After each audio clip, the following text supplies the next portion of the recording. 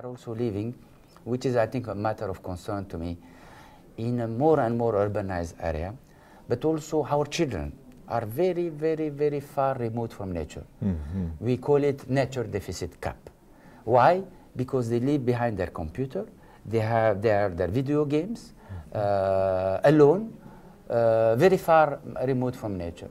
We have made a study in UK in September 2009, 1,000 UK children from the age of 6 to 12, and believe me, 30% of the UK citizens have not been able to make a difference between a wasp and a bee, and some even confusing it with a fly. We have done the same study after that, and we have released the study in July in the London Zoo with 10 countries, 10,000 children, including here in Japan, in Australia, in the US, in Germany, and 75% of the children interviewed, they said, what is your hobby? Your hobby is computer. What is your hobby? Video game. 6% only have said that their hobby is to be outdoor. In Quebec, where the Secretariat is, which is, I think, 5 times bigger than France, so it's not a matter of space. Today, the children of today spend 20% less of the time of their parent outdoor because they are in computer. In Nairobi, we have made a study on the impact of this situation on the morale and the character of the citizen of tomorrow. In Nairobi, the city is not at all green. There is no park for the children to play. So this one single parent, one single child, are locked in a small apartment behind their computer, and that's it.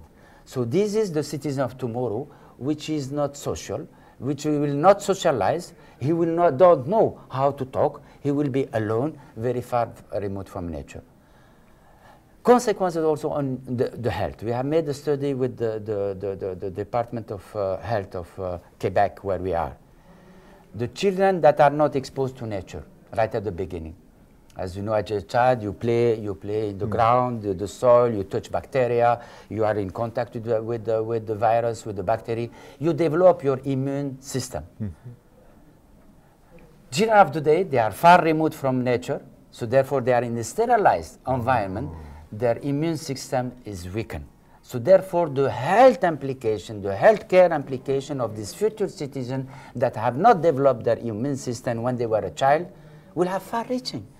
In addition, from a social standpoint, from a moral standpoint, the children that are not exposed to nature, the citizens that are not exposed to greenness, to forests, are those who are very stressed, very violent, and those who are, you know, in a green environment. When you are in Central Park, for example, you enjoy it after stress, after your boss has harassed you, you just have a walk, the butterfly, the birds, you know, you are at peace. The cities that have greenness are the cities that are very peaceful, that there is a cement of solidarity, because people go to the park, they talk to each other. When you are in your apartment, you are locked. You don't even know who is your neighbor. So there is a bond of solidarity, there is a bond of cohesion among the citizens that have the chance of living in a green environment, in green cities, and therefore the society is very strong. There is also solidarity and very peaceful country, citizen, not harassed, not violent, and so on and so forth. And therefore we have launched here what we call a program on cities and biodiversity. Why? Because the challenge of the battle to protect life on Earth will be won or lost not in the rural area, but in the cities. To give you an idea, 1800, London was the first modern cities to hit 1 million inhabitants. It has taken 1 century to have 15 other cities to have more than 1 million inhabitants. And today we have 400 cities of more than 1 million inhabitants. In China alone, you will have in 2050 400 new cities of 1 million inhabitants alone. China, in 1987, there were 20% of the population living in cities. In 2007, this grew to 40%. And today, it's 60%, and tomorrow, it will be 80%. And all this growth is against, of course, nature. So therefore, if you are not careful, this growth, and all this growth are in developing countries.